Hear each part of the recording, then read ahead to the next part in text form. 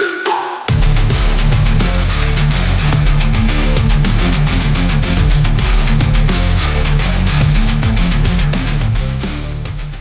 right. Welcome back to the Joe and Co podcast. Today we are going to discuss a little bit of... Sorry, 1 second. I had it on the wrong camera. Okay, go. Sorry. All right. Start. So You're good now. full restart? Okay. Yep. I just had it on the main camera instead of that camera. Right on. So welcome back to the Joe and Co podcast. Today we are going to talk about a little bit of some philosophy that has helped Brandon get through things in his life. And, a little bit of the basis of it is from this book called The Enchiridion. It was written like 1,000 years ago.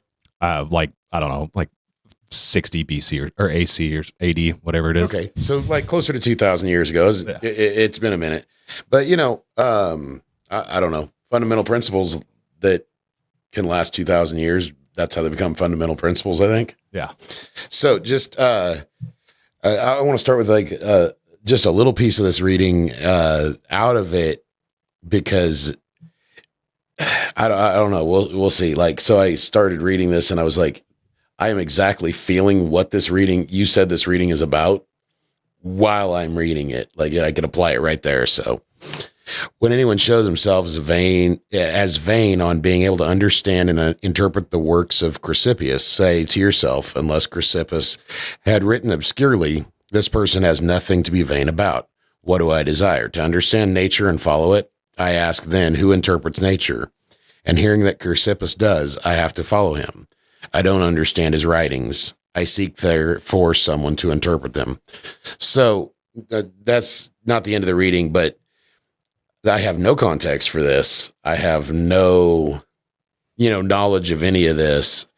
And, what you were talking about was that just like interpreting something from another language, that's interpretation. But the reading is talking about the difference between interpretation and perception, being able to understand what the person was getting at to learn the lesson, not necessarily just knowing what the words say exactly. Yeah.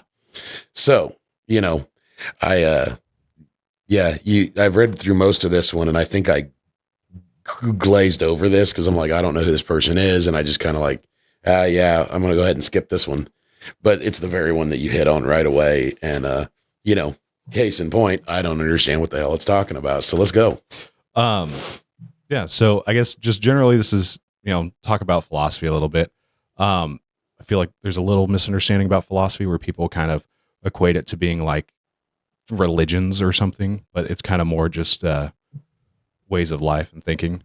So it's more relaxed than that, This particular philosophy is philosophy behind Stoicism. There's lots of different ones, and I feel like people can go and take different parts from different philosophies from other things. Stoicism was one that just like a lot of it stood out to me and helped me with where I was at my life at the time. There's not every bit of it is not, I'm just like hard and fast, like this is right, but it's just a lot of it makes me feel good. It makes me feel like have answers to questions that in life that I'm like stressing about, or makes it like I don't know how to act better, and I feel like this helps give me a little bit of a idea of how to act better. Does that make sense? Yeah. So I think like the number one key concept in Stoicism is the dichotomy of control, which is the idea of accepting what you can control and what you can't control, knowing that there is a difference. You don't have control over everything, and really the only things that you have control over are your own thoughts, your own actions, your own choices, and then your attitudes and reactions about things. For me, this was kind of like hard to think, because I was like, no, I can like make this person like me if I do this type of thing, and I always offer to help them, and I do all this. I'm like, oh, I can make, but then it wouldn't work out, and I would get frustrated. And so this has kind of helped me turn. It's like, yeah, I can make the actions to do the things I think will make someone like me or make someone, respect me, but it is completely on that other person to make that choice. And I don't have control over that. So I just need to act with what I think is in my principles and stuff, and not give too much credence to whether or not it's whether or not it's actually changing that person's opinion. It's just that I know I'm doing right, and kind of embrace what happens next. Right. So like you're just you're saying you can work to make yourself likable.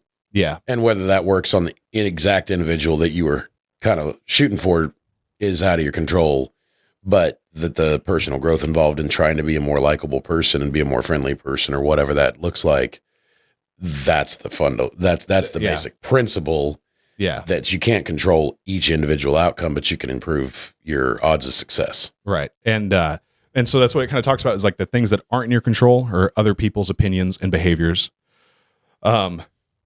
Your health to an extent, right? Obviously you can work out and do all that kind of stuff, but you can't control whether or not, you get dementia, right? Or you get cancer. I mean, there's things you can do to kind of mitigate it, but there are certain, things that are just genetic. You can't control like a genetic disease, like getting ALS or something like that.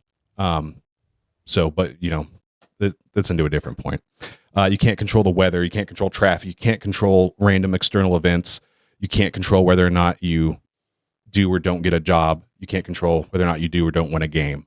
There are things that you influence slightly, but ultimately you can't control the outcome. You have influence over how you act to them, and like maybe you can kind of set the bar into your favor. But if you go to an interview and they just pick someone else, it's like, hey, I just got to do better. Like I got to work better on me. I can't be upset that they made that decision. Right. I see a core concept of something that I deal with, just having had a few employees, like the traffic thing. Like, you can't control traffic. Absolutely correct. But everybody is trying to be to work at 8:00. And so they all leave their house at the exact same time to get to work at 8. And so if you were to leave 10 minutes earlier, you probably encounter half the traffic. Mm-hmm. Yeah. Like, that's the part you can control. Right. And that, yeah, exactly. That's part, it's like you can't make traffic at 8:00 not happen. But what you can do is leave at 7:00. And be there at 7:30 and kick back. Yep. And, it took more of your time, but you don't run the risk of, losing your job because you're late all the time. Exactly. Make a clip of that for me. That is totally going on a J Fry Enterprises training video. So why this kind of concept matters is, for my understanding, helps me avoid like unnecessary stress of worrying about like, hey, you know what? If I truly think I acted right in this scenario and this person's not happy with me, like that's not really my problem. Like that's a problem they have with how I acted. And perhaps it is, something is like, okay, I do need to change that. I don't have a problem with the way I'm acting, but I do have a problem with the reaction it gets from other people. So I do need to adapt to that type of thing. Is that kind of like a situation where like you didn't really think you were in the wrong, but then you get enough data from other experiences that you start to change your view a little bit? Right. So it'd be like, I had a situation where I was talking with a friend of mine from Minnesota, and we were getting a little argumentative. Oh yeah. Oh yeah, bud.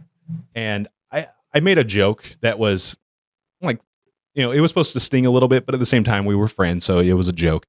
And I didn't see anything wrong with it. And he just left the call basically.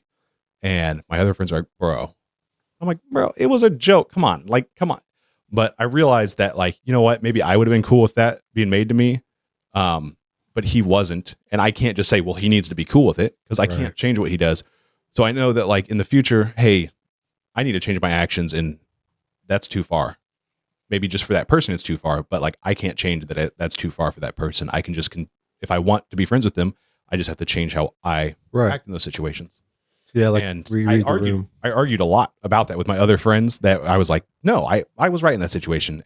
But it was enough to, I was not practicing self-reflection very well there. Do you feel like Brandon always has to be right? Is that like a weakness of yours or a strength or even a thing? Man, so you say that, and not attacking. No. I struggle with the answer on that, because I have been in a lot of arguments with friends where the argument devolves down to, well, you always have to be right. We never get to a end of the discussion. It's just, well, you always have to be right. So I'm like, done. that's something that friends over the course of time have always said to you. Yeah, that's something that consistently happens. And I try to, like, even like right after, an hour after those conversations happened, I try to reflect on them. Like, was I just trying to be right there? And sometimes, yes, Tell definitely. him, Joe, what's the saying? Right. So I don't know where my sponsor got this, but my sponsor asked me one day, I was complaining about my wife and whatever. And he said, do you want to be right or do you want to be happy? And then he hung up on me. Yeah. And then he called me a little while later and just said the same thing again and hung up on me until I, started to That's like been really seared resent in my him. brain ever since you said it. I resented him for about a week until it stuck and I was like, oh. But back to what you're saying, I think about those, and a lot of times I'm like, no, I honestly believe in this. Like I was honestly had this opinion that I was giving, and I didn't have to just be right. It was I like cannot see how he's not agreeing with me right here, and that's why the argument was happening. That's like where the trouble comes in is when they're not like you're like, no, you have to see it how I'm seeing it. Like, well, I would say in those situations, it's more I cannot see, I cannot grasp how you are not seeing it this way. And generally, I just have a problem with the way they're explaining it, where they're like, if they're like, oh, well, I'm just looking at it from this angle. I'm like, if I'm looking at it if I try to put myself in that mindset, I'm still not seeing it the way you're saying. So, right. What I'm hearing is making me think of acceptance, but some of these philosophies you're talking about, how do some of those relate to that exact thing where like, you're right. They're just not seeing it the right way. What are some of these philosophies? How would they direct you to look at this situation? Does that make sense? Something I've like started doing is just giving up, just not caring. Like I don't really care if this person agrees with me or not. And I can't change that they disagree. Is it from like a place of, I don't know, anger is a strong word. It's a place of apathy. Just, okay. I don't care. Not frustration. Not frustration. And that's what like a kind of a key point. People nowadays, apathy is used as like a kind of negative term. Like, I'm apathetic towards that person. It's like, man, they really don't like you. Yeah. But apathy is more just the absence of feelings, on it. And so, but that's a point of like trying to just have apathy towards the situation. You know what? I don't really, I've had this happen with my wife. I definitely could frame it better, but we've been, maybe getting an argument over something. And I'm like, why am I arguing back against you? I don't care. Yeah, sure. I'll do the thing you want. Like, and those type of things definitely came from a point of like, I'm out of, I feel like out of nowhere I'm being corrected.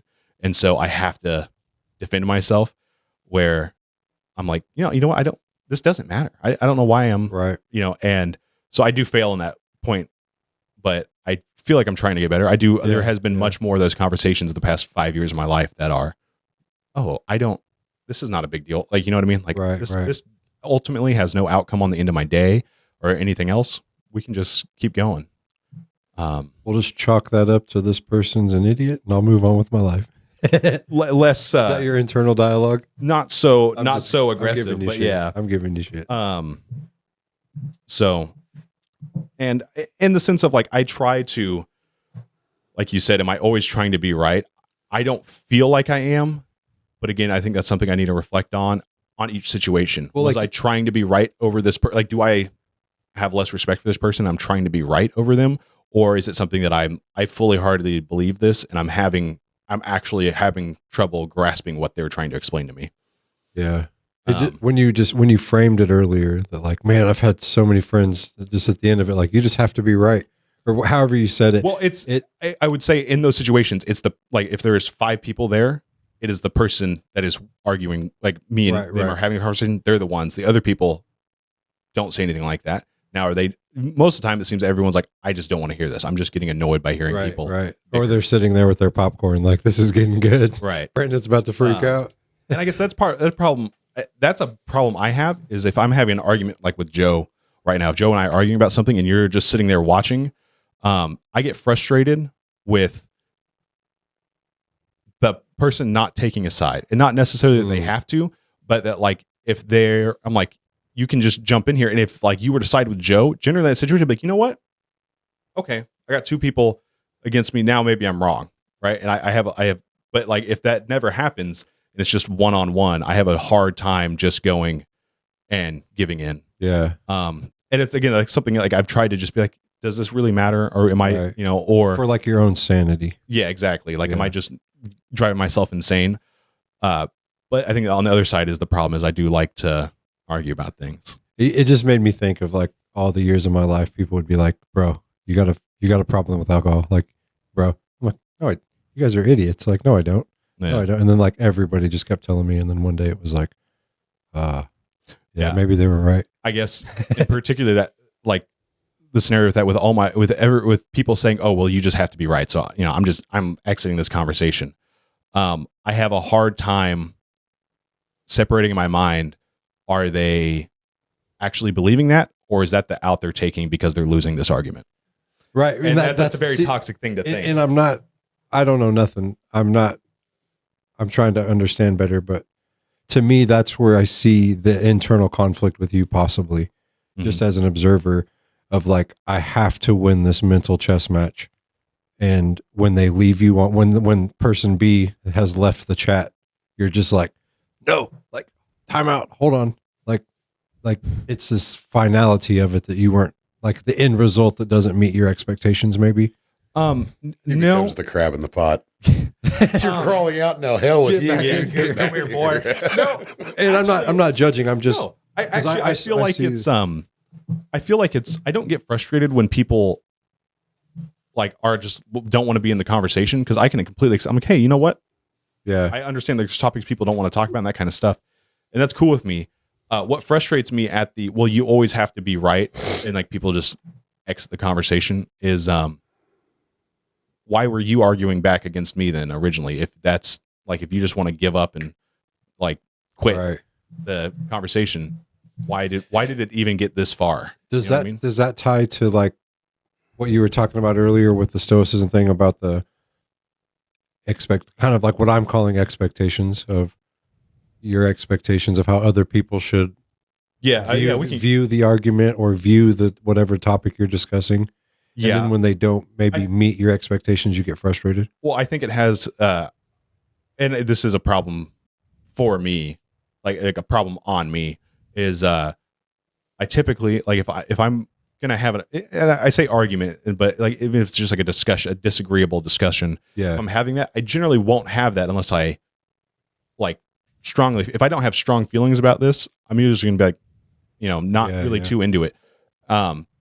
But I notice a lot of other people, and there's probably times where I'm like, I don't really care about this, but I'm going to argue anyways because it's fun. I definitely fall into that trap. I get that vibe from you. But You enjoy a good if solid I'm like argument. actually serious, like getting into it, I'm not going to do that if I don't feel confident. Like if I don't feel like I have the information to make the argument, I won't make the argument. And I feel like other people will just be like, oh, well, I just want you to understand what I'm saying and all this kind of stuff, and then they get basically frustrated when. Which realizing it, talking about it now, it's like realizing, well, I'm making them defend themselves, where really I just want a better explanation. Like I want, if you want me to believe, if you want me to believe in, this concept, of 2 + 2 = 4, I'm like, okay, well, what about the times that this, and I'll bring up, I'm like, okay, fill in every hole. That way I can agree with your argument. Cause if I can poke holes in it, I'm not going to agree with it. And because that's generally like, I feel like if I have a strong opinion, I feel like it can't have holes poked into it. Otherwise, I'm not that confident in it. Doesn't mean I still won't express it, but then I'm very willing to change it. The only opinions I'm not, super willing to change are ones that I feel are, and not able to be poked holes in. Now, it doesn't mean that they're not. It could happen, and I'm like, oh, you know what? I didn't think about that. I'm changing my opinion on that now. Right. But I understand people don't see everything that way. They're like, no, I don't care about those parts of it. This is the part I care about. Yeah. And so, yeah, that is an issue on me where this is how I think. And I assume other people's that are bringing up a topic or an argument are also that strongly held belief in it when maybe they're not. And they're just talking about it to open a conversation. Key points about it, maybe that resonated with them, but they weren't trying to dive into the whole. Yeah, exactly. The total sum of all. Yeah. So that's something. But that's cool though. I mean, that's like, you recognize that like, it's like the whole growth thing. Yeah. That's very cool. So, and that's part of it is like, instead of wasting energy and frustration and worry on things, you try to train yourself that things outside my sphere of influence, are outside my sphere of influence, and I need to put all the effort onto things I can control.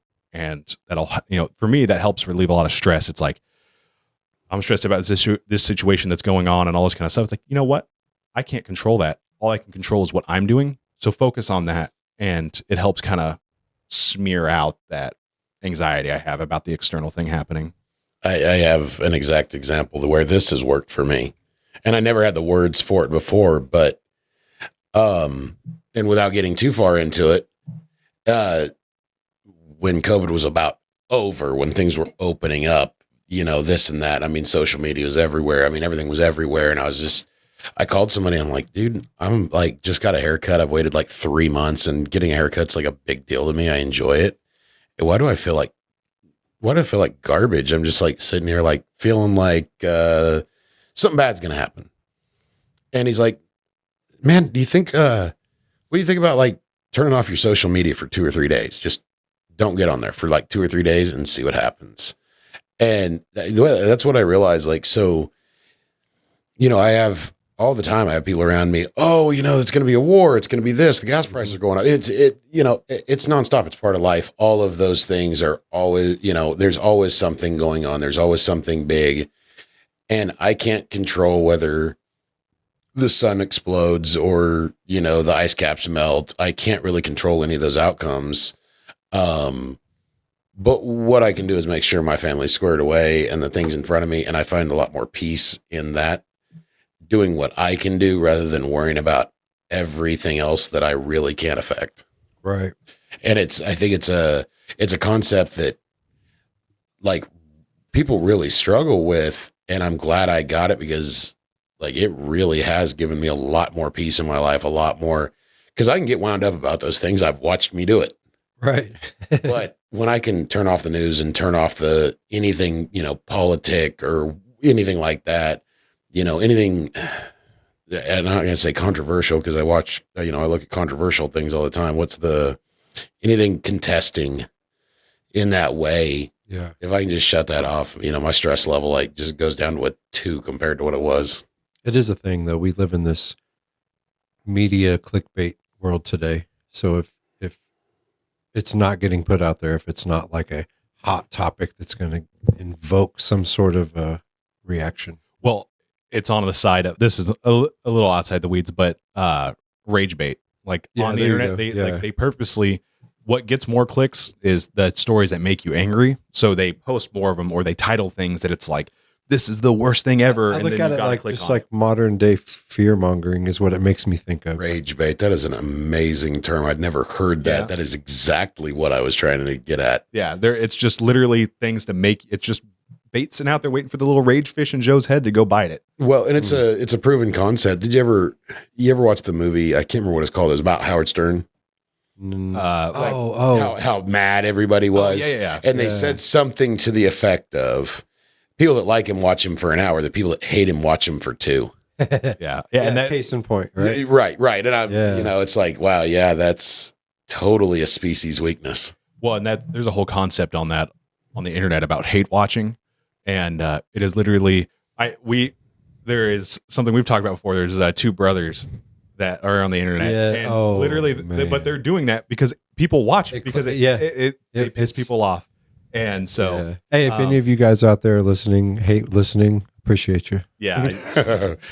Right. Maybe we need to be a little more controversial. We might get some more clicks. So I'm just learning how to do this now. Yeah. But yeah, I mean, it is a thing. So, but yeah, that is like the idea. Like, hey, you know what?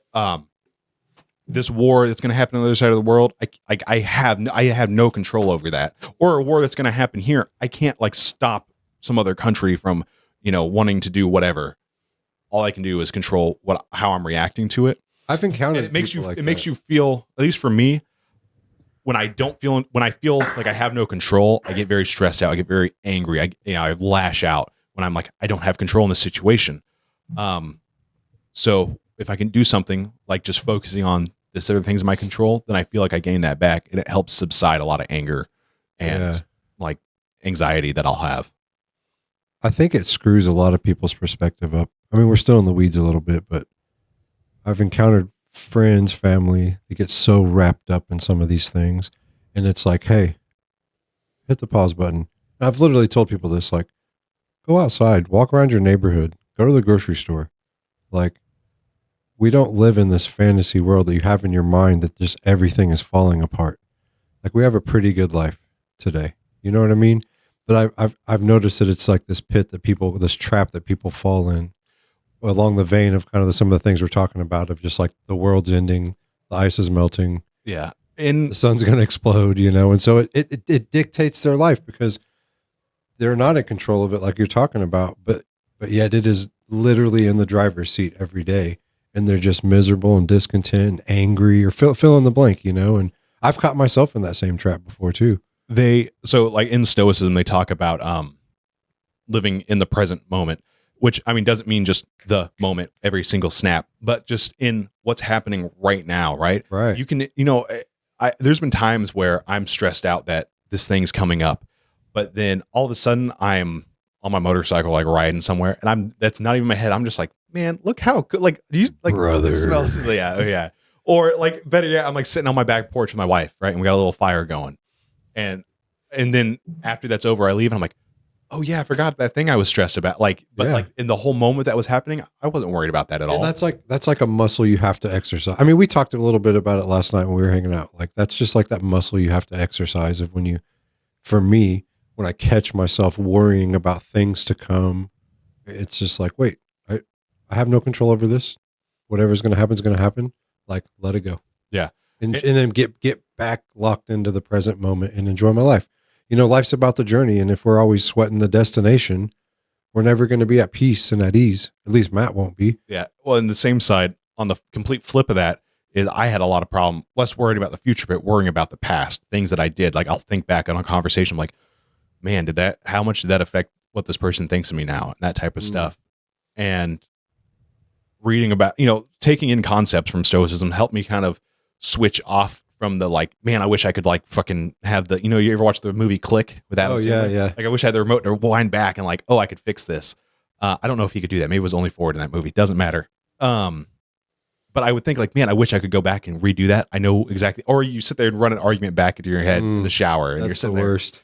And but the ideas I've gotten from Stoicism has helped me push from wanting like, man, I wish I can go back and change that, to instead being, hey, that happened. Now I know what to do I know how to act different now. I know what direction I need to grow. I know what I need to do different because that happened. So I'm kind of like embracing the idea that, hey, this thing that I'm unhappy with happened, embracing that, be like, you know what?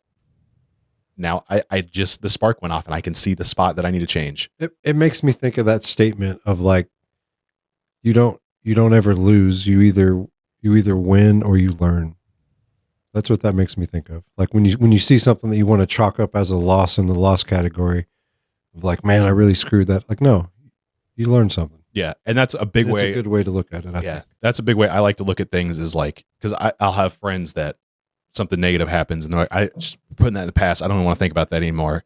Where I'm kind of like, no, this is, I can, yeah, it sucks like we lost, but we can learn from this. And that's really, like that, like we can make it positive, right? That thing that sucks, we can make it positive by just reflecting on it. You don't have to, you don't have to live in your head forever, but just for a second, be like, hey, what could I have done different? This, awesome. Now I'm just better. Like, even though it sucks that I lost, I'm better now. That's really the only time I think it's good to dwell for a moment on the past of something that went wrong. Yeah. As if you're looking at it from a self-reflection point. Yeah. Where you can learn and grow. And that's something I've tried to change, where it's not just, and I feel like I've gotten better, but not just, oh, this negative thing, and it's just stuck in my head as a negative thing. Instead, I'm going to give it 15 minutes of, what could I have done different? Can I adopt these things easily for my life in the future? Yes. Cool. All right, not a problem anymore. I'm going to be better now. That's helped me a lot, not be so stuck on like things that have happened, and whether, and not so much about something someone's done in the past, but something I've done. And like, man, you know what? This thing I said to Joe 6 months ago, I was like, that he's still brewing in his head. And I don't even remember it. Yeah, exactly. Yeah. And there's things like that. I've talked to my dad before, and I was like, hey man, do you remember this happening? And I was like, I'm sorry that this, like we're cool, right? Like, I'm sorry. imagine you're sorry. And he's like, I what? And I'm like, you know what? Okay, I guess this meant a lot more than you. And then having conversations like that helps relieve a lot of my stress, because I'm like, oh, this thing that I've been like stewing on for 3 years, that person didn't even think about. Right. So I feel way better. I feel really negative at the time stewing on it for 3 years, but I feel way better right now that I know this person wasn't even thinking about it. Well, that's like the big trick, right? Is to get to a place where I don't stew on stuff and I don't let it live rent free in my head. And I can have a peaceful life, upstairs in my brain. Yeah. Because if I hang on to stuff and I chew on it and I don't,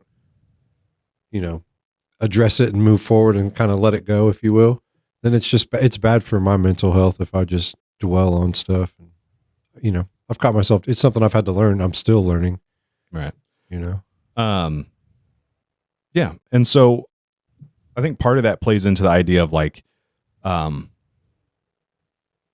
you emotionally view things. So like if you think about something as being bad and you reflect on it a lot, and this thing is always bad, you can't learn that like you just always take negative from it. So you don't look for the positive, like, hey, I can do this different now. Now I know that doesn't work. And like as simple as like, oh, you're putting in dryer duct and you run a sheet metal screw through it and then it clogs up. You're like, hey, that sucks. I got to clean all this out and all this stuff. Hopefully it doesn't burn down your house. But then, like, hey, I know now, like, I'm really embarrassed that I did this and I feel stupid, but now I know in the future, don't do that. And so I can only get better.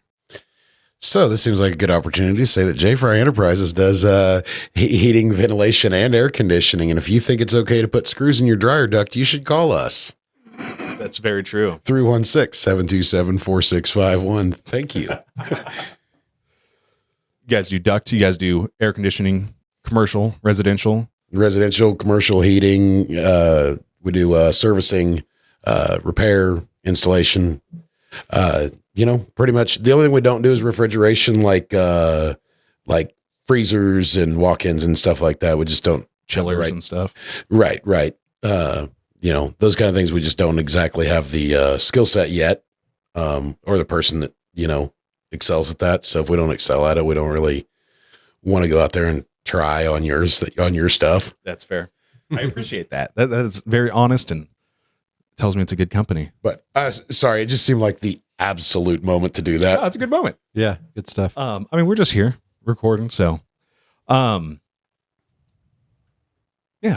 I don't know. Do you have any thoughts? You've been staring at me a lot, and I feel like you've had some stuff locked in the chamber ready for me to take a pause. No, mostly listening, man. I might have had like a moment where like, oh yeah, okay, but really, I'm adding nothing at the second. So I guess now I can transfer over to talking more about emotions and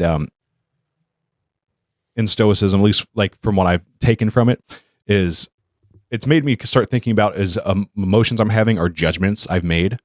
And so, I don't try to repress my emotions. But having the thought of jealousy and fear and, anger are coming from beliefs I had or expectations I had of somebody, not the thing itself happening. Right. If I'm having my wife, this is something I have definitely worked on. Every time my wife and I do a project together, we're putting a bed frame together, we're putting a dresser together, we're putting whatever. I get frustrated because I'm like okay, yep, we're going to need a screwdriver next. Hand me the screwdriver. And she hands me a flathead and we're only working with Phillips. And I'm just like, what, but the reason I'm mad is not because she handed me a flathead. It's because I expected her just to know and read my mind. And it's an issue I've had with other things too. Just expectations that, oh, this person is going to be, I'm mad because this person's here late. Why am I mad? I should have expected that. That is a person that always arrives late. Well, it's like, well, I expected them to arrive early because we talked about being there early. And so that these actual feelings I'm having aren't just like right. Right? It's not like I'm right to be angry right now. I'm right to be upset. I'm right to be whatever. I'm having this feeling because I had this expectation. So was this expectation right?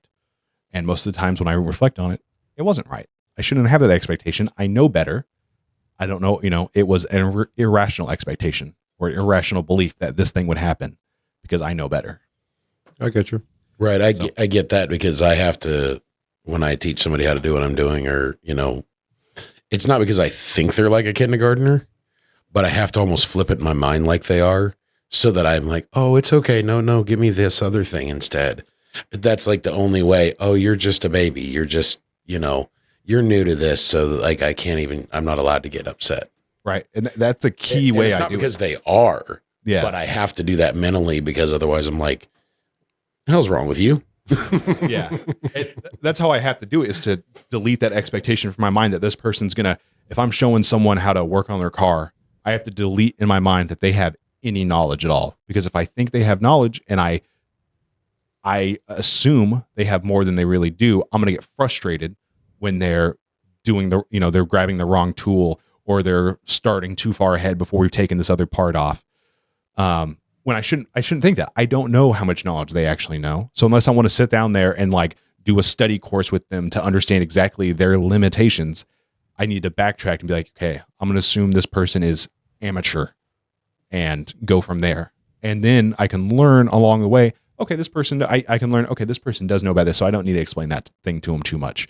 Or, this person knows about brakes, so I don't need to explain to them how to, change out their brakes. They just need help with the transmission part. And, but I need to gain that information and not assume that information. Does that make sense? Right. And that's something I still struggle with. All the time, I will get frustrated because I will assume someone has knowledge in an area that they don't. And I had no reason to assume other than just for whatever reason, they said one thing one time. And I just was like, oh, this person knows everything about heating and air. And I can get Joe to come work on my chiller.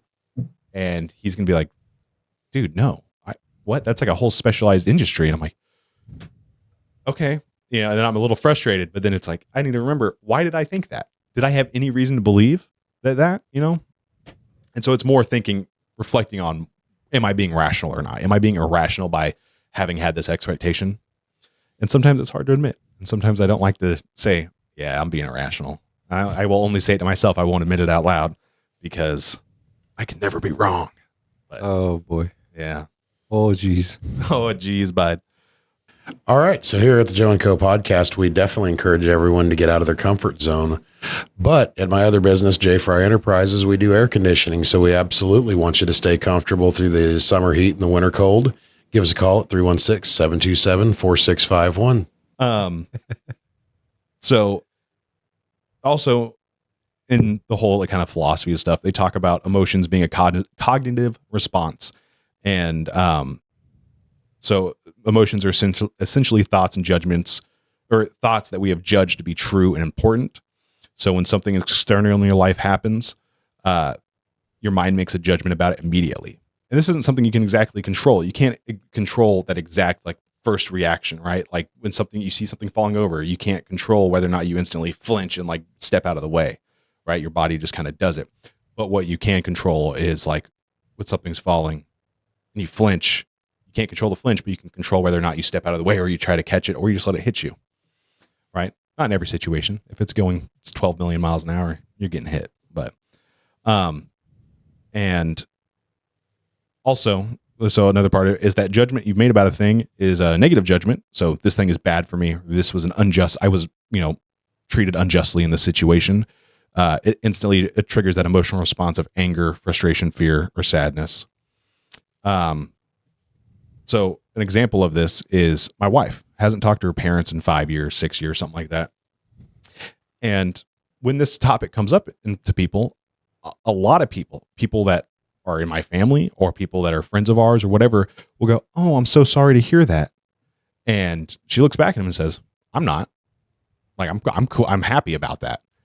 And so part of that is they had a preconceived notion of this is not talking to your parents is a bad thing, but it's not a bad thing. It's a neutral event that's happening, and it's that person's feelings on it, whether or not it's a good thing or a bad thing. Right. Yeah. Well, I mean, sometimes I get that reaction about the sober, oh yeah, I haven't had a drink in a long time. They're like, oh, what happened? Yeah. It's like, well, okay, you're not wrong. Something did happen, but like I'm totally, happy with the outcome. Like I'm good with not having one. Yeah. Or it's that type of thing where like people make assumptions and you make judgments and stuff. And that's not true. That's not externally true for everybody. Someone else might feel very, I guess the way you put it, like with sober stuff is, someone's like, oh my gosh, I'm so sorry that they even like had, a beer in front of you. I saw a beer. You saw a beer beer commercial in my living room. I'm sorry. Yeah, exactly. So it's just like thing. It's like they have preconceived notions about how this is a good thing or a bad thing, where it's not a good or bad thing. It's a neutral thing. What makes it good or bad is how it's perceived by the perceiver. It could be different from me to Joe to Matt. Mm-hmm. So a way to explain this is, which this is what worked the best for me and made me really focus on thinking about my big adult feelings I'm having as a kid. Cause I used to have a lot of anger issues as a kid. My first girlfriend broke up with me because I got in a fight with a kid and she's like, oh, you're crazy and out of control and angry and blah, blah, blah. I'm like 14 or whatever. I don't remember. And, what helped me kind of think about it was, you see, imagine you're at a train station and there's a train coming and that train is your emotion, your anger, your emotions. You can't stop a train from coming. You can go stand out there and that train's just going to run you over. There's nothing you can do. That train is showing up to the station. But what you can do is decide whether or not you get on the train. So something happens, you might instantly feel anger in your head. You might feel annoyed by the way someone's, reading, or the way someone's listening to music on their phone, right? Out loud. You're on the bus, someone's listening to music. You're like, man, dude, you are just being obnoxious. That anger, you can't stop that anger from popping in your head. But what you can stop is getting on the train and expressing that anger and turning it into a whole situation where, you got one or two ways you can go. You can just kind of, okay, know you're angry, but let it go. Don't get on the train. And then you go home afterwards and you say, man, this really annoying thing happened today. Or you can let the anger take over and get right on the train and you get in a fight with this dude. And then you're sitting there in jail at the end of the day. Like, that guy was really annoying at the end of the, you know what I mean? So there's a big dichotomy there between whether or not you step on that train or not. And sometimes it is, I terrible. There are times I don't even realize my instant, I'm like, oh, hey, a train pulled in the station. I ride trains. Let me hop on this bad boy. And I instantly mad or I'm upset or I'm sad. And I don't think about the fact that like, hey, these are big feelings coming in. I need to have some retrospect on these feelings and whether or not it's appropriate to be expressing this at the time. It makes me think of this kid's movie my kids like. Is it Inside Out? Yeah. I love that movie. Have you ever seen it, Joe? Yeah. Okay. Yeah, it's a cool movie. Yeah. It is a great way to It's such a fun way to express some like heavy concepts, and yeah, it's like it's cool. And see, I was thinking about the train one. I think the things I've gotten better at is jumping off the train before it starts really going. Like I'll get on, like, and I don't know if it's going to make it 10 or 20 or 100 feet, but it's gaining speed. And I've started to learn to like look out for the train wreck coming. Like, oh, okay, before I'm going any faster, let me jump off and I'm going to take some hits. Yeah. But it's not going to be as bad as the big wreck. Well, and see, that's something that I've had to reflect on is that I know, like, for me, some of those trains are bullet trains and some of them are like the old, like you guys are leaning on the thing and pushing. Some I can step on and it's okay. It's a real nice, gentle ride. And it's like, okay, I'm just going to feel these emotions right now. Other ones, if I step on, it's a bullet train and we're instantly at the crash site. So, and it's those are also real. Yeah. Yeah. And so it's hard for me it's been hard. I feel like I've gotten better being able to distinguish which emotions I am that are quickly go out of my control. And I step on the train and I quickly get upset and go to violence or anger or whatever.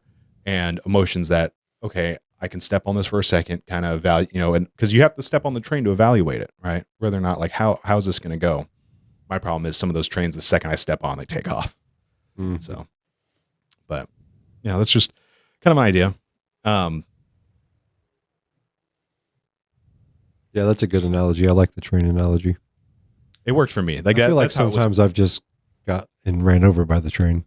Yeah. There are some times where I'm like, I feel like the train I was standing. You ever seen Spider-Man where he's like trying to stop a bus with the webs and he's on the front of the bus just flying? Or it might be Yeah. it is a train.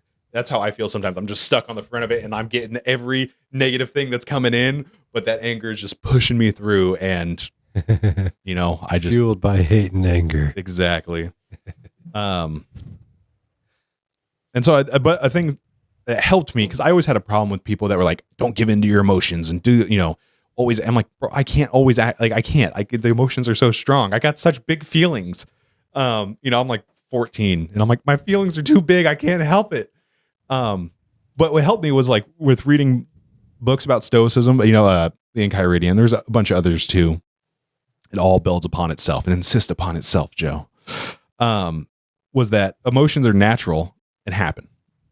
We're humans. Like what we hold, we're built to. Our brains express emotions all the time. And the point is not to try to suppress and feel nothing and be apathetic all the time, but the point is to recognize that you are feeling something and controlling that. And that's what's been the biggest point for me. It helped me the most is like realizing, oh, I'm having the feeling right now. Like, oh, I'm angry, realizing that I'm angry or realizing that I'm sad, realizing I'm upset and not just feeling like I'm not in control. Like, why am I shaking? Why am I hot? And why am my hands clammy? And, being upset. It's like, oh, I'm angry right now. Okay. Do I want to be angry right now? Sometimes, yes. And maybe that's not a good thing, but sometimes, no, I don't want to be angry. I don't want to ever argue with my wife, but there are some times where I'm like arguing and I'm like, why am I so mad right now? And I got to take back and it's like, okay, we need to pause. I need to not be arguing with her. She doesn't deserve this. I'm in here just arguing about whether or not I did the laundry or I started the dryer. I know I started the dryer, but you know what? It's okay. Was it started? I'm going to just, if it wasn't started, then I'm going to assume I didn't do it. Why am I mad? I'm just imagining the internal dialogue of Brandon going on like a rage about flathead screwdrivers.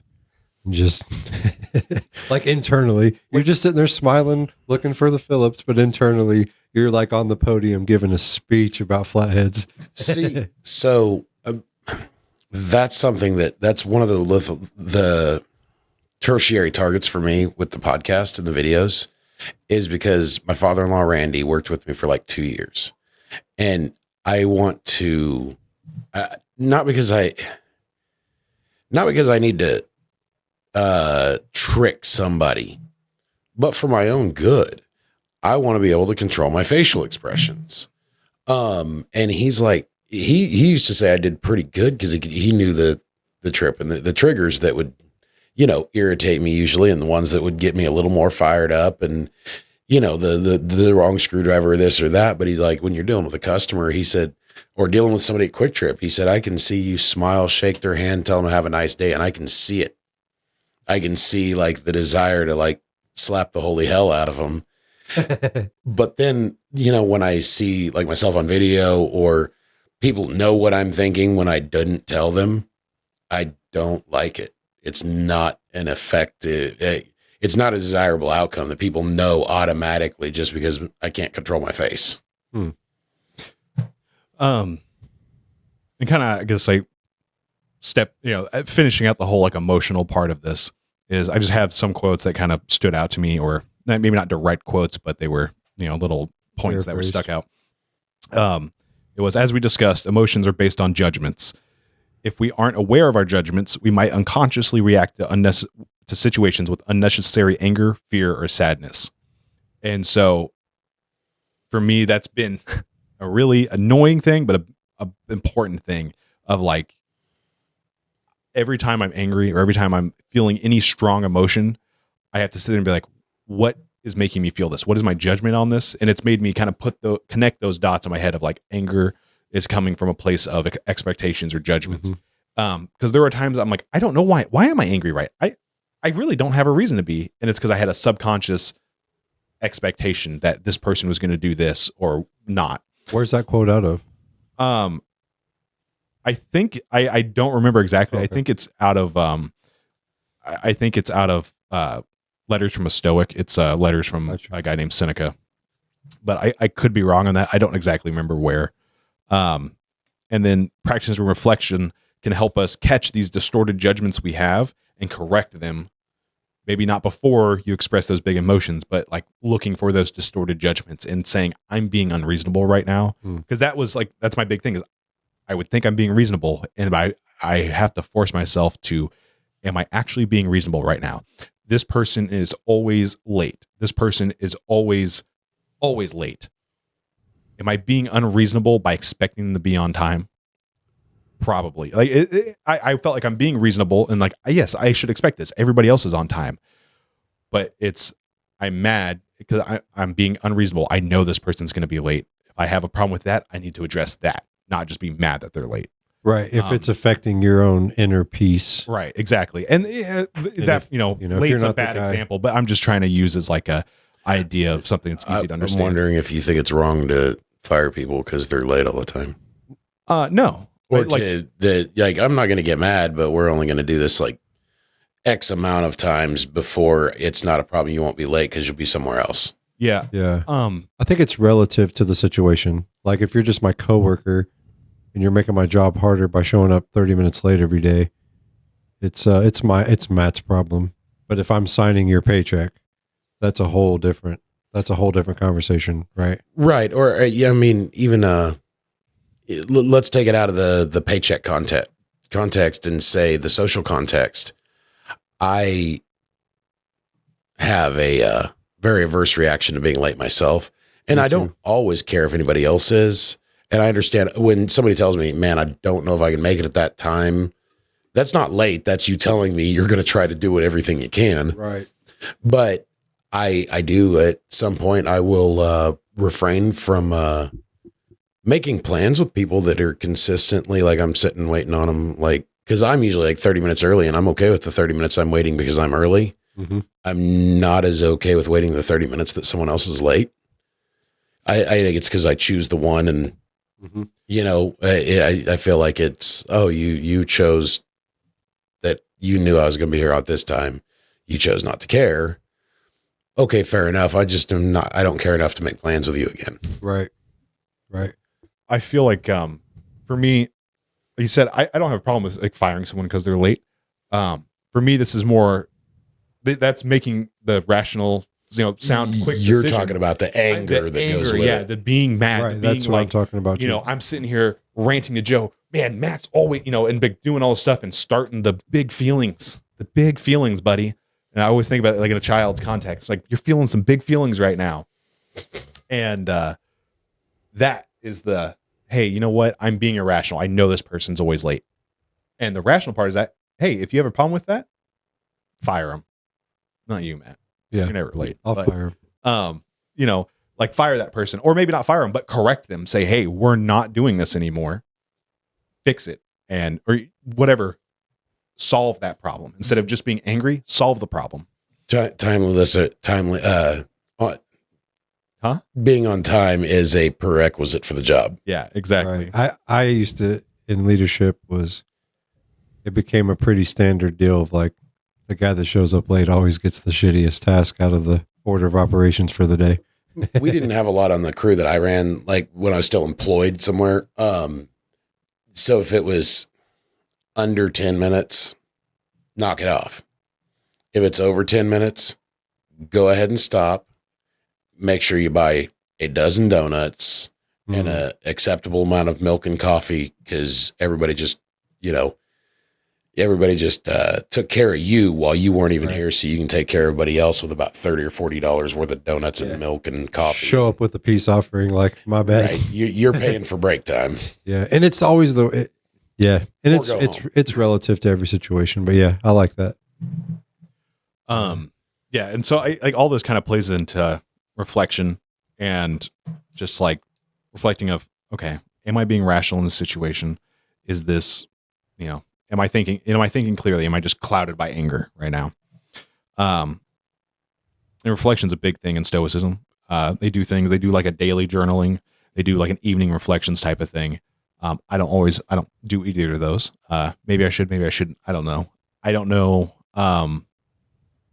If it would add value for everybody.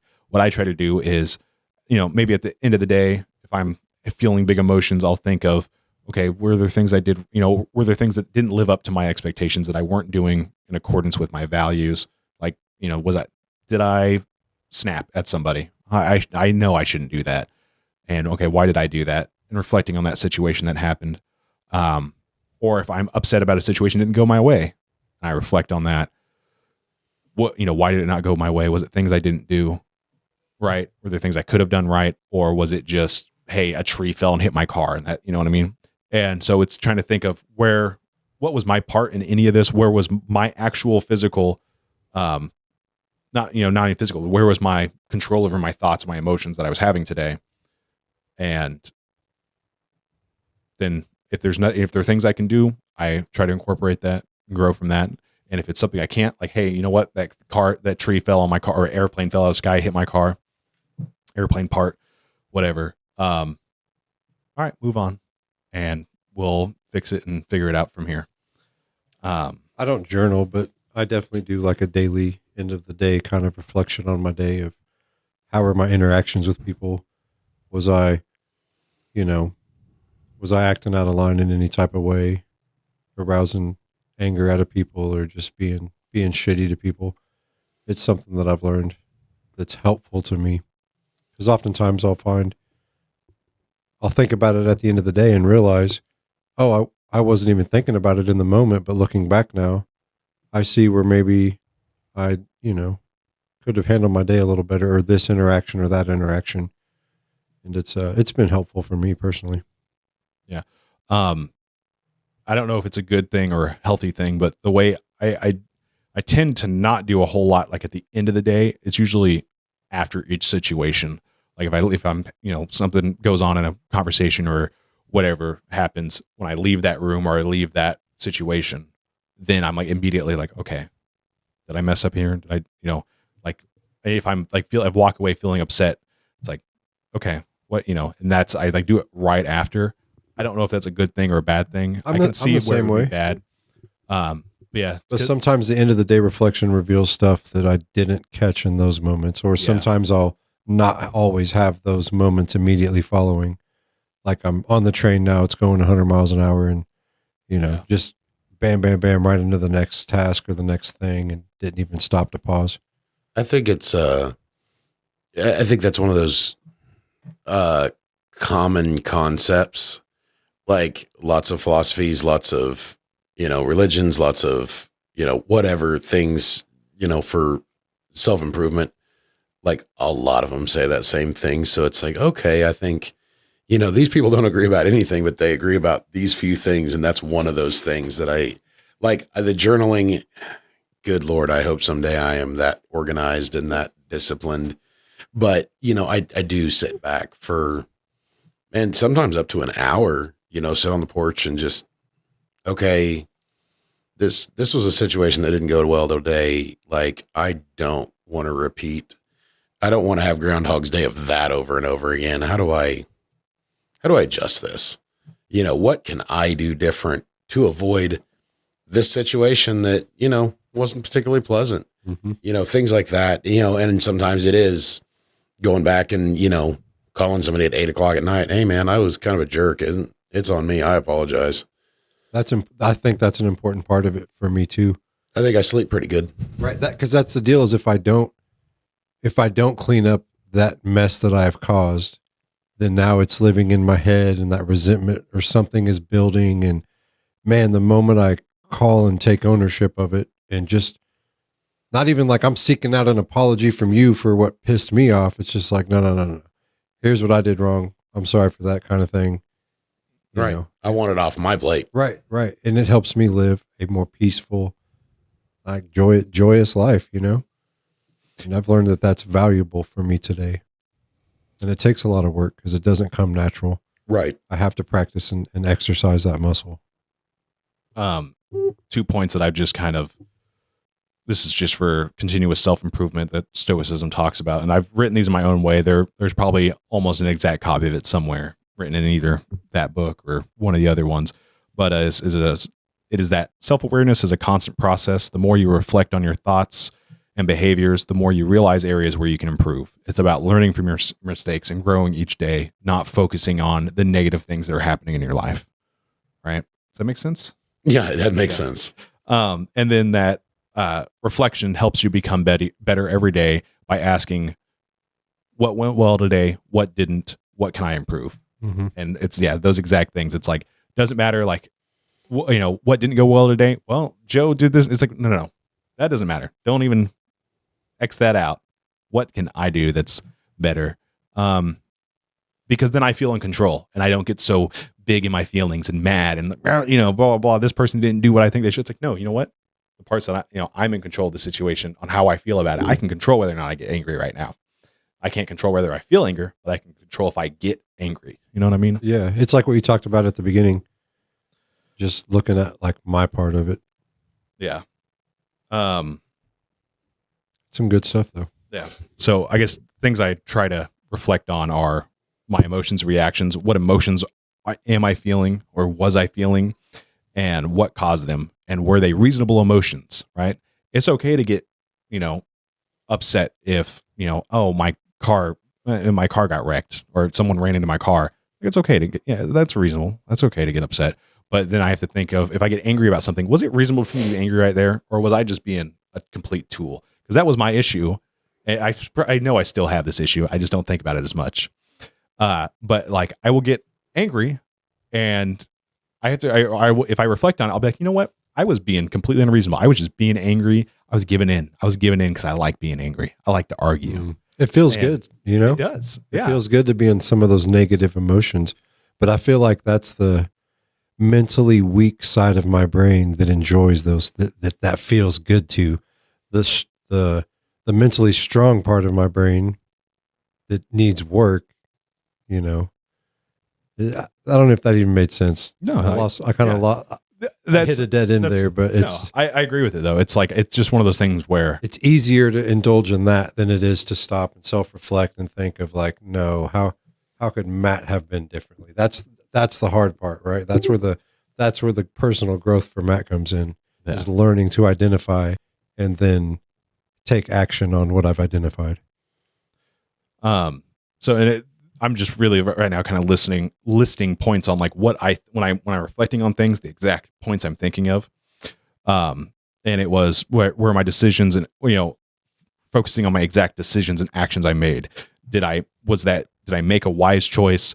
Was I acting, did I make a choice that was just, like, was it like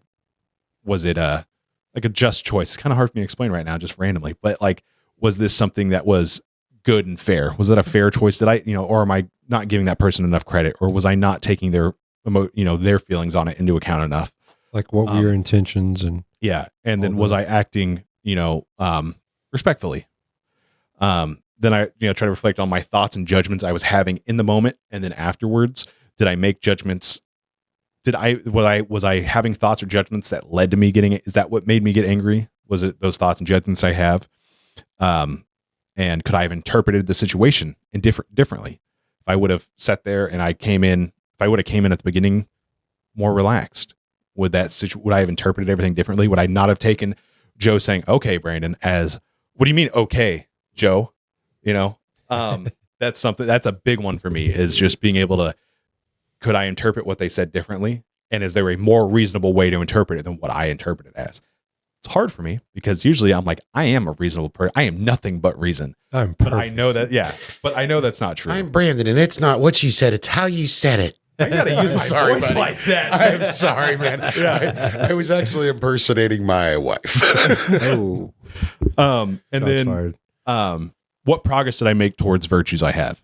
How did I practice, having wisdom and, making a wise decision? How did I practice, courage by making a, decision that might have been hard, and being, just with my decisions of actually giving other people a fair, interpretation and what they meant and everything else. Those are like the key things I try to think on in the situation, not whether or not, like, is this going to affect me 6 years from now, or is this going to ruin, this relationship and that kind of thing. I try to just focus on what actions that I have and were those in line with how I want to be acting. Right. And I think it's worth mentioning for me, probably the same for you guys. Like, these are all things I work on and try to focus on. And I fail all the time. You know what I mean? It's not something that See, I think that's where maybe like the journaling, and that is like I'm the last person to prescribe writing stuff down because I'm like I think I'm allergic to it. Like I'm starting to kind of get hives talking about writing stuff down. But if you wrote down, was a dick to my wife about this, like 5 days in a row. There is value to putting stuff on paper. It's something happens in your brain when you write stuff out. Right. Even So- like writing a to-do list, and you know the to-do list is way too long to get done in this day. But then you have to see this one item Right. for like 10 freaking days in a row, and you're like, fine, I'm just going to work an extra hour because I'm tired of seeing that on the paper. Right. I just want that item gone. F that item. I'm done with it. Yeah. That's a good analogy. Like, I think that would be the value of doing this on like just a short little list of things every day. You probably see a pattern and you get tired of seeing that one thing. You're like, I'm done doing that just because I'm tired of seeing it. I used to journal. I don't really do it anymore because I just feel time constrained on it. I feel like I used to have a lot more time before I like had my wife, and we're always doing stuff and whatever. So I did write down some things that I had taken out. I don't know what the original because they were kind of in a way they explained to you of how to get started, what questions to ask. I don't know if I had these written down on my computer. I don't remember if I just took these straight from there or if these are the ways I put them in my head. But the questions I use. So if you do want to start journaling and writing stuff down, I had a quick list of questions that I just try to answer every day. And that made it easier than trying to just write out my feelings for the whole day, like a diary. And it was, what did I do well today? What am I happy? Like, what did I do well today? What did I fail to do? And why did I fail to do it? So like you were saying, like you see that one thing on the list every day. It's like, okay, what did I fail to do today? I didn't cross that thing on my list. Why didn't I do it? Because, I just didn't want to work an extra, whatever. And like, be honest, you have to be honest. You're talking to yourself in a journal. Sure. You don't got to lie. What could I have controlled today? And what did I let control me? And this is in the sense of like, what situations was I in the lead of? Like what, I made it go to this point, or what did I let this person, I do that thing where I match people's energy. So if someone's angry, upset, and yelling, I'm right there. I don't have to ramp up. We're meeting there, right there. So like, did I let that person just? It's not the bullet train. It's the beam me up, Scotty. Yeah, exactly. And it's like what we said with rage bait earlier. Did I let the rage bait get me? And that's something I try to reflect on. Like, I was upset about this. Did I let it get me? Like, why was I upset? I let it take me. I let the rage take me, and I let it beam me up. What emotional reactions could I have handled better? I always feel stupid when I answer this question because it comes back to that. Oh, buddy, I'm feeling some big feelings right now. Like, but it's like I could have definitely held my anger back, or I could have not. There's times I'll be smart ass sarcastic to people. I'm like, yeah, I could have just not done that. That was really rude, and it hurt their feelings. Like, and there was no reason to do that other than it felt good, like in the moment, And then did I act with virtue, or did I let my impulses take control? And this is basically in the sense of, this is the big one with the sarcasm and the making snarky comments. Did I just do that because I knew it would get a quick laugh out of Joe when I said something funny about when, Matt misspoke and I go, and on a stutter. And did I just do that because I knew it would get a quick thing out of Joe? And did I let that impulse take over? Yeah, I did. And admitting that and saying, hey, like, you cannot, telling myself, you cannot do this. This is not okay. Be better. And that's what worked for me, because I did used to be that any misspeak someone did, I'd go, and instantly stop the conversation and just focus on the misspeak, because it would make some other friends laugh. But I know that person that I was doing that with would get very frustrated. But I did not care, because that it felt so good to just, give in and make people laugh right there and be an a-hole. Asshole. I don't know why I'm censoring myself. I've kind of been doing it the whole meeting. I don't know. I think our brother Brian, Father Brian, I've got the clip to send you right after this, by the way. Okay. Sorry. That's going to be, that's a little. What clip? You want me to write it down? Nope. I got it right in my head. I was going to send it to you last night, but I knew you guys were doing stuff, so I didn't want to interrupt, because I was going to feel stupid. I'd be like, don't fucking text me right now. And then how, okay. And then the last part is how I do the reflections. So you guys might be like, hey, I don't know how to, like you said, like it's hard for me to even think about like wanting to sit there and write stuff down. Like I feel like it'd be good, but what do I, what I did was, I leave I don't do it like around my wife or anybody that can like be like, hey, I usually let my wife know like, hey, don't talk to me. Like, don't like right now, no, like call me from the other room. Hey, can you help? Can you get me a water or whatever? Like, nope, we need 30 minutes or however long I feel like I need. Say, hey, I need this time. And then first question is, did I live according to my values? Where did I fall short of living to my values? And what can I do better? Like, what can I change tomorrow? Because that can be as simple as don't correct people when they say something I disagree with. I have a hard time with that when someone says, "Oh, no. yeah." And it doesn't come from a place of, at least I don't feel that it comes from a place of wanting to be correct or like, appearing smart. It's of wanting to help. Like, it's like, oh, I also used to believe that, but the actual answer is this. And just, it's almost that stupid thing of like, you first start learning about how to work on motorcycles and then you want to go and tell everybody like, oh, the right way to do, like, you're excited to share this knowledge you've That's gained. not actually called a kickstand. It's called a jiffy stand. Yeah, exactly. That type of stuff. That's the I problem. hate that. That's the problem I have with things. It's just on less of a, it's more, it comes from that area of wanting to be helpful. It's like you're not trying coming to be from correct. a place of good intentions, but Right. it oftentimes gets received as like condescending or, man, Brandon's being a fucking dick. Like, Yeah. Or shut up, new guy. Yeah. And I don't, not necessarily to Brandon, but yes, you to know, Brandon. he's talking about saying something about he just learned. Right. But Oh, yeah, I see. Yeah. There's a way to go about it. I mean, that's kind of the whole premise of what we're doing here is like, hey, we're learning these lessons like today and telling you about them next week. And That's what I love so much about the like, hey, Matt, like, do you want to be right or do you want to be happy? And then I've applied that to so many interactions of like, oh, man, I said what I wanted to say, but now I feel like shit. They're not feeling great. Great. But I was right. You know what I mean? But right. it comes at a cost. When I first got into recovery, a commonly used term, and maybe it's commonly used, I just haven't heard it in a while, was growing up in public. Mm. And I kind of feel like that's what we're doing here. Right. Is like, we're going to say some stuff that's on there. It's like, man, I said that wrong, or I've changed my mind now, and we're growing up in public big time. Yeah.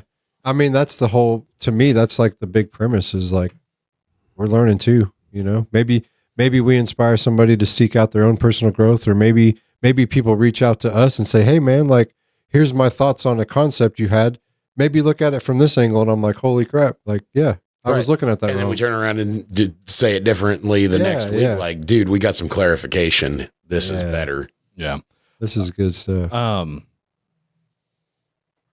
So I have things written down called self-awareness moments. And this is directly like these are things I try to think about. I don't always do this. I fail a lot at this actually. But it's during the decision, during the stress, like while it's happening, things I try to think to myself to remove it. So like if Joe is talking to me about something, he's like, hey Brandon, I want you to come like help me work on this job. Right. And I'm like nervous about it. And I don't know like how to let Joe down and say, hey, no, I can't do that right now. Or yes, I want to come do this. And so I try to, it's not a good thing. I can't think of like a better example, but I think to myself, try to ask, what would a wise person that's being smart do in this scenario? Would they say yes? Would they say no?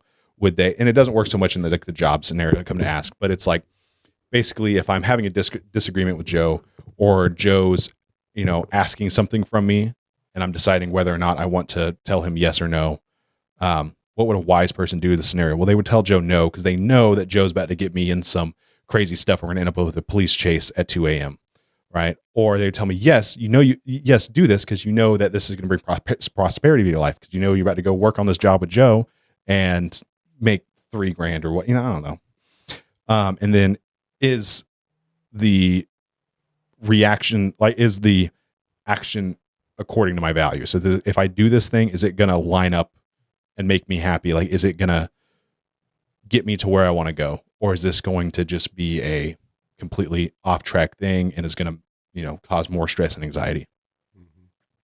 And then in the moment of stress or big levels of emotions, buddy, to pause and say, what judgment am I making here? And how can I look at this differently? What judgment am I making here that's making me feel angry while I'm feeling the anger?